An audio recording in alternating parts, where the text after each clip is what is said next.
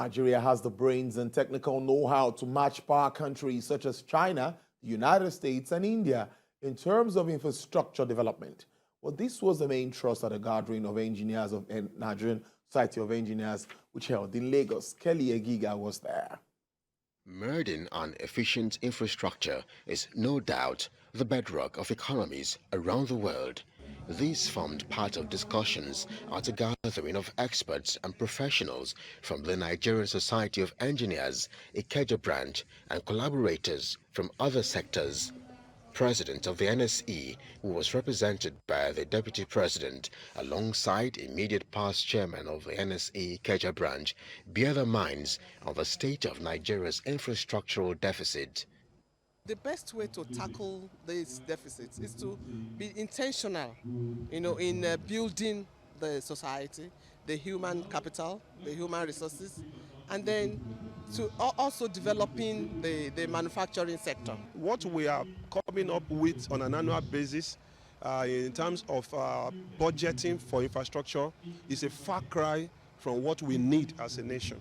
And you will realize the fact that, of course, as a nation, we are growing in population, the needs are growing. So when you are now having just 5% of your budget, it speaks of not actually being ready. The deficit is great, and it seems to be getting wider.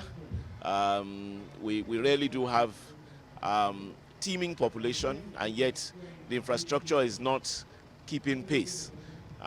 It was always a problem, and it seems to be getting more and more so.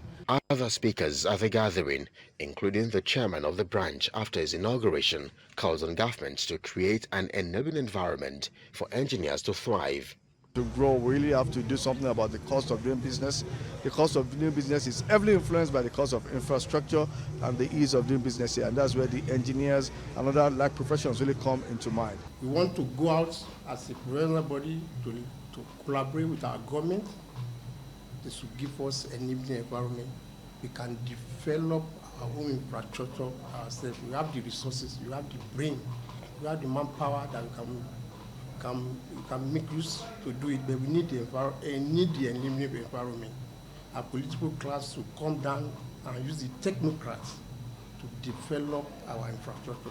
The new chairman reiterates commitments to the realization of the 10-year growth and development framework of the last administration, including the use of the innovation hub recently built. Kelly Egiga, TVC News, Lagos.